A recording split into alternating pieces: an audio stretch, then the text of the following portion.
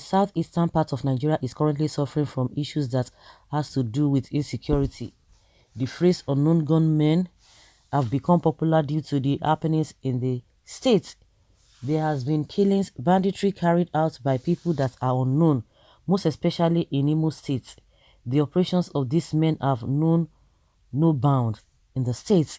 The saga started in the state with attacks on police stations and some government establishments before it metamorphosed into killings of political personalities.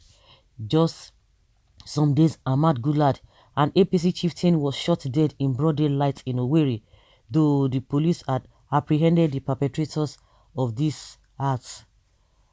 In Southeast, a particular group fighting for the freedom of Igbo nation made a sit-at-home order to honor some fallen heroes who, according to them, fought for the freedom of the Igbo people. This order was frowned at by the government of the Southeast state, but for safety reasons, almost all the states in Southeast is currently deserted by residents. No one went to work. Shops are placed under lock and keys. Even the ferries are not functioning, all because of this order. For the fact that the order saw the light of the day alone means there is crisis in southeastern states, and for diplomacy's sake, it is almost impossible for the government to call on the military to intervene now. There is need to study what the situation will turn into. Meanwhile, Primate Elijah Ayodele, a Nigerian prophet, has warned about this situation before in November 2020. The man of God categorically stated that the year 2021 won't be palatable for Nigerians, as he foresees a protest that will make Nigerians unable to go to their working place. Is this not a fulfillment already? On May 19, 2021, Primate Ayodele categorically spoke about the crisis in Imo State and made a statement that if it is not handled well, it will cause trouble for other southeastern states. As it stands now, would it be right to say this is coming to pass already? Okay, so because of that, you now feel that the sit-at-home order confirms Primate Ayodele's prophecy on insecurity. Well, my dear, the issue of sit-at-home is not the fulfillment of that prophecy, because the sit-at-home started from the year 2014. Yes, it didn't just start now. Not at all. It didn't just start now. You are saying what you don't understand. This is not prophecy. For the same happened last year, even for some years ago. Okay, where is the protest? Go and look for something sensible to talk about. Nigeria is a cost name. Is a cost name. It is not our forefathers that gave us this name. This name was given to us by our own will, and the name is not from our origin or our dialects. Those who create this country were not a good friend of mine.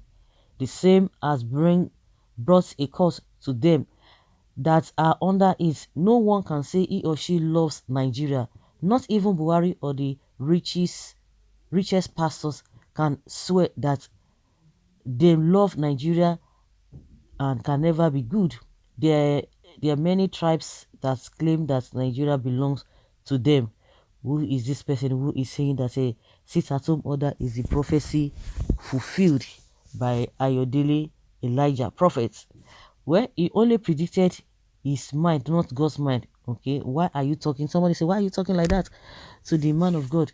You know, being that as it may, we have a lot of prophecies here and there, and even some people who are not even prophets, they can really pinpoint, or what will I say, they can really calculate the events, how things have been going, and a lot of things, and what could be happen.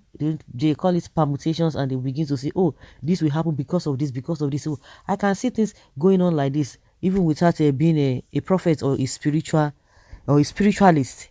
So to me, I don't think the sit-at-home order is the fulfillment of the promise, because from all indications, a lot of people are not happy. Many people are not happy with the situation of things. And when you want to talk about the Imo State, especially, we know what transpired. from number 4 to number 1, which people have been complaining about the governor of that state. And to make matter worse, Uzodinma himself said he invited the army to the state. The problem we have is that they know the problem, because they know that for them to solve the problem, the root cause of the problem that we are faced with, whether it will affect their bank account, I'm sure it will affect their bank account, it will affect their pockets, it will affect all the things that they have gathered together, even from the people. That is why they don't want to do the right thing, because if you want to do the right thing, maybe small thing will not be left for you, because that is to tell you that, or that shows that you are ready to serve the people. But a situation whereby they feel that by the time we start to serve the people, our bank account will not be robust, our pockets will not be full.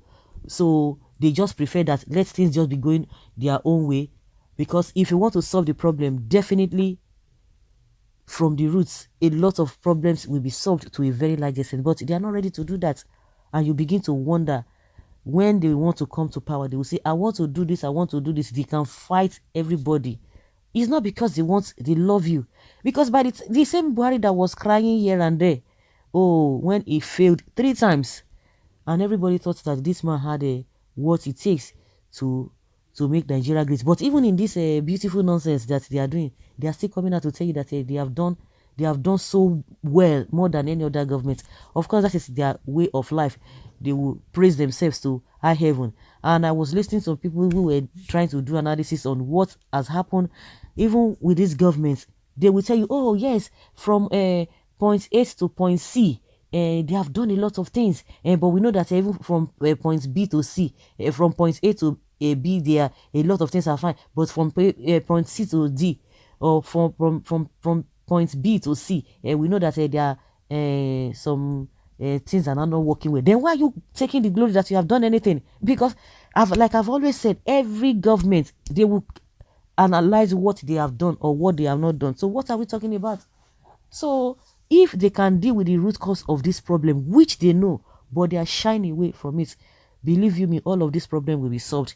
A situation whereby in some parts of the country, bandits are celebrated, bandits are even being spoken for to be given opportunity, to be part of the government, to be part of the military. And in some parts of the country, you see some people who are criminals, but you want to nail them to the cross. You don't want to do anything to them. That is when you'll be flexing your power, you'll be flexing your muscles, that I have to kill you, I have to do this and that. But those ones who are still committing atrocities in other places, you look the other way. You pamper them, you rehabilitate them. You say, oh, they have begged for forgiveness. So how do you expect the country to move forward? These are the problems that we have in this country.